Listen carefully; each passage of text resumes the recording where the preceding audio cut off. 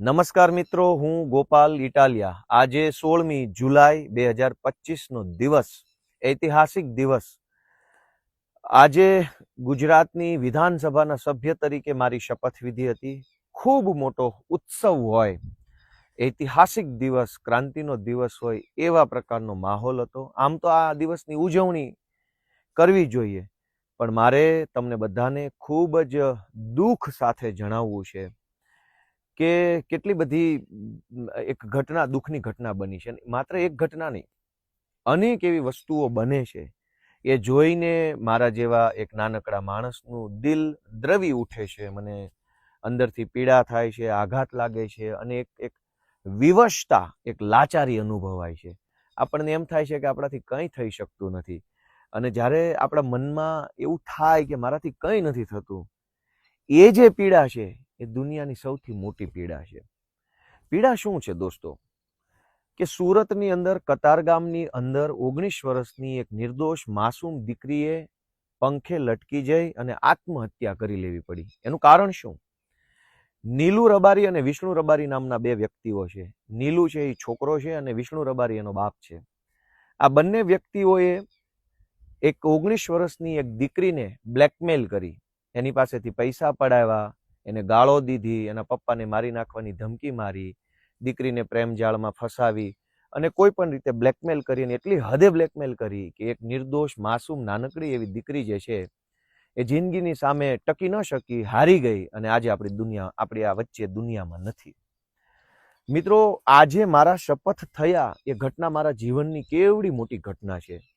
મારા જેવો એક સામાન્ય ગામડાનો નાનો એવો માણસ ધારાસભ્ય બની જાય આટલી વિશાળ સત્તાની સામે, એ કેવડી મોટી વાત કહેવાય. પણ એની ખુશી અનુભવવાના બદલે મને એટલું બધું દુઃખ લાગે છે, કેમ કે હું પોતે પણ એક દીકરીનો બાપ છું. મને ચિંતા થાય છે.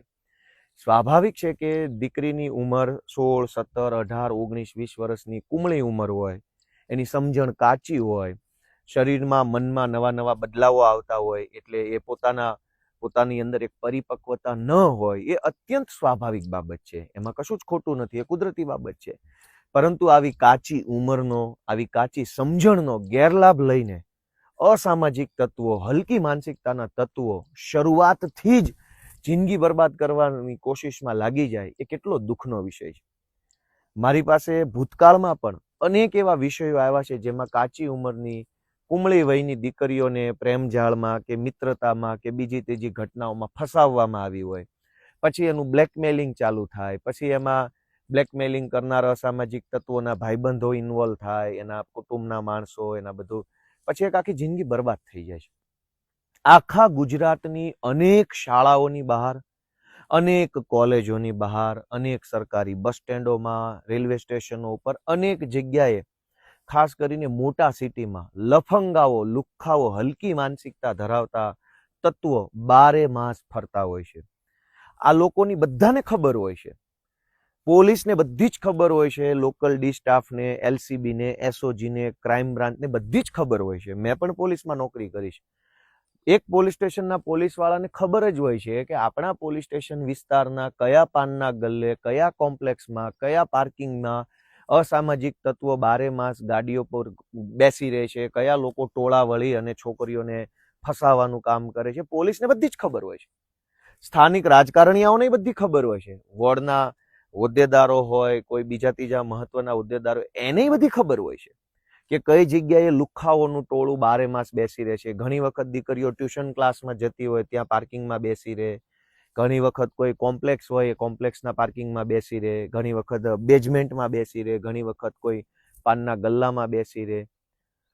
લુખ્ખા તત્વો, હલકી માનસિકતા ધરાવતા તત્વો, અનેક નિર્દોષ દીકરીઓનું જીવન ચાલુ થાય, કેમ કે 18 વર્ષ તો કુમળી વય છે, 20, 21, 22 વર્ષ જે છે એ પરિપક્વતા ભર્યા વર્ષો છે. જિંદગી ચાલુ થાય એ પહેલા જિંદગી બરબાદ કરી નાખવાનું કામ અનેક લુખ્ખાઓ કરી રહ્યા છે.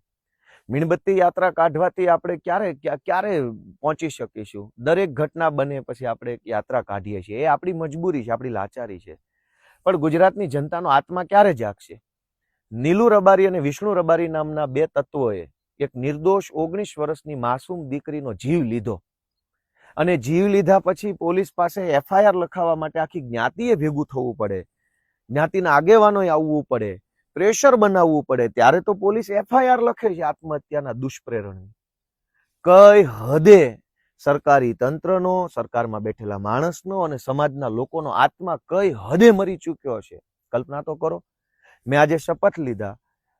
મારી ઈચ્છા એવી હતી કે હું જનતાને આત્મા જગાડવાની અપીલ કરીશ કે ભાઈઓ, તમારો આત્મા જગાડો. કેટલી ઘટનાઓ બની રહી છે. ભેસાણની સરકારી કોલેજના પ્રોફેસરે ભેસાણની સરકારી કોલેજમાં ભણતી દીકરીઓને વિકૃત મેસેજ મોકલ્યા. મહેસાણામાં હમણાં એક ઘટના આવી હતી, મેડિકલ કોલેજની દીકરીઓને, સરકારી મેડિકલ કોલેજના પ્રિન્સિપાલે દીકરીઓને એવું કીધું કે હું કહું એમ કરશો તો પરીક્ષામાં પાસ થશો, નહીં તો તમને નપાસ કરીશ. આ સિવાય સુરતની જ એક મોડલે હમણાં લુખ્ખા લફંગાના ત્રાસથી આત્મહત્યા કરી લીધી. અમદાવાદમાં ચાંદખેડામાં એક દીકરીએ હમણાં લુખ્ખાઓના ત્રાસથી આત્મહત્યા કરી લીધી. હજુ છેલ્લા 1 મહિનાની જ ઘટના જો આપણે ધ્યાને લઈએ, માત્ર 1 મહિનાની, તો પણ લગભગ 10 દીકરીઓએ યા તો આત્મહત્યા કરી લીધી છે, યા તો આત્મહત્યાની કોશિશ કરી લીધી છે, માત્ર 1 મહિનામાં, લુખ્ખા લફંગાઓના ત્રાસથી. સરકાર શું કરે છે? આટલા બધા પોલીસ વાળા, આટલા બધા મંત્રી, આટલા બધા સચિવો, આટલા બધા ઉપસચિવો, નાયબ સચિવો, મદદનીશ સચિવો, મુખ્ય સચિવ, કલેક્ટર, પ્રાંત, PSI, જમાદાર, હજારો લોકોનું બનેલું તંત્ર ગુજરાતની એક દીકરીનો જીવ ન બચાવી શકે. તો હવે તો આપણે આંખ ઉઘડવી જોઈએ, હવે તો આપણો આત્મા જાગવો જોઈએ. ક્યારે આપણો આત્મા જાગશે? કતારગામની દીકરીની એક વાત નથી, મહેસાણાની દીકરીનો પણ વિષય છે, રાજકોટની દીકરીનો વિષય છે, સુરતની અંદર અડાજણ પાલ વિસ્તારમાં બનેલી ઘટનાનો પણ વિષય છે, પાટણની દીકરીનો પણ વિષય છે, દાહોદની અંદર જે શાળાના આચાર્ય એક માસૂમ દીકરીને પીખી નાખી એનો પણ વિષય છે, ભેસાણની દીકરીનો પણ વિષય છે. ક્યાંનો વિષય નથી? ચારો તરફ રાક્ષસી માનસિકતા ધરાવતા, વિકૃત માનસિકતા ધરાવતા અસામાજિક તત્વો આપણી ભોળી, નિર્દોષ, માસૂમ દીકરીઓની પાછળ પડ્યા છે. કોણ બચાવશે આપણી દીકરીઓને? માસૂમ વય હોય. હવે તકલીફ શું થાય છે કે આ અસામાજિક તત્વો રાજકોટ, સુરત, અમદાવાદ, વડોદરા જેવા મોટા શહેરોની અંદર ગેંગ બનાવીને દીકરીઓને ટાર્ગેટ કરતા અસામાજિક તત્વો જે છે એ 17, 18, 19 વર્ષની દીકરીઓને ફસાવે, એના ભોળપણનો લાભ ઉઠાવે, એની કાચી સમજણવાળી ઉંમરનો લાભ ઉઠાવે, પછી એને બ્લેકમેલ કરે. અને પછી શું થાય? ઓલા ગુંડા તત્વોને ખબર છે કે દીકરીની ઉંમર ખૂબ નાની છે, એટલે એના મા બાપ જે છે એ સમાજમાં બદનામી થવાના ડરે કે અમારી દીકરી વિશે ખરાબ છપાશે એવા ડરે એ કઈ કાર્યવાહી નથી કરતા, જાતું કરી દે છે. ટાર્ગેટ બેઝ આવું કામ હાલે છે, ટાર્ગેટ બેઝ. દોસ્તો, આપણી 18, 17, 19, 20 વર્ષની દીકરીઓની પાછળ લફંગાઓ ટ્યુશન ક્લાસમાં, કોલેજમાં, યુનિવર્સિટીઓમાં, કોમ્પ્લેક્સની અંદર, મલ્ટીપ્લેક્સમાં, બધી જ જગ્યાએ ફરી રહ્યા છે. અને આ બધા જ લફંગાઓને સ્થાનિક પોલીસ અને સ્થાનિક નેતાઓનું સંરક્ષણ છે. એટલે આપણે એવું કહીએ કે આ લોકોને કેમ કોઈની બીક નથી? બીક ક્યાંથી હોય? જેની બીક લાગવી જોઈએ એનું જ પ્રોટેક્શન હોય તો શું થશે? એટલું બધું અંદરથી દુઃખ લાગે છે, મારી પાસે શબ્દો નથી. આમ તો હું આક્રોશનો માણસ છું, મારા શબ્દોમાં આક્રોશ હોય છે, પણ આજે મારે નથી વ્યક્ત કરવો, કેમ કે મને દુઃખ લાગે છે. આવું ન થવું જોઈએ. તમે નાની કુમળી ભોળી વયની દીકરીઓને ફસાવીને અનેક દીકરીઓની જિંદગી બરબાદ થઈ રહી છે. અને પોલીસ પછી એવું કહે છે કે અમને માહિતી આપજો, અમને માહિતી મળશે તો અમે એક્શન લઈશું. કોઈ હજારો લોકો એકઠા થઈને આંદોલન કરવાના હોય ત્યારે તો તમને મહિના અગાઉ માહિતી મળી જાય છે. તો એક બળાત્કારી માનસિકતા ધરાવતા વિકૃત વ્યક્તિની માહિતી પોલીસને એડવાન્સમાં કેમ નથી મળતી? જનતા ધરણા કરવાની હોય તો પોલીસને ખબર પડી જાય છે, જનતા રેલી કાઢવાની હોય તો પોલીસને ખબર પડી જાય છે, જનતા સરકારની વિરુદ્ધમાં કોઈ આંદોલન કરવાની હોય તો પોલીસને ખબર પડી જાય છે. પણ કયા પાનના ગલ્લે, કયા બસ સ્ટેન્ડમાં, કયા ક્લાસીસની બહાર, કઈ સ્કૂલ, કઈ યુનિવર્સિટીની બહાર લુખ્ખા તત્વો 24 કલાક ટોળું વળીને બેસે છે અને ટાર્ગેટ બેઝડ રીતે 18, 19, 17 વર્ષની દીકરીઓને ફસાવે છે, એ કેમ કોઈ પોલીસને નથી ખબર પડતી? એટલે દોસ્તો, હું તમને સૌને વિનંતી કરું છું કે આપણે બધાએ જાગૃત બનવું પડશે.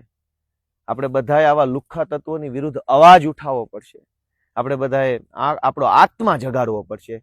કેટલી દીકરીઓના બલિદાન દેશું?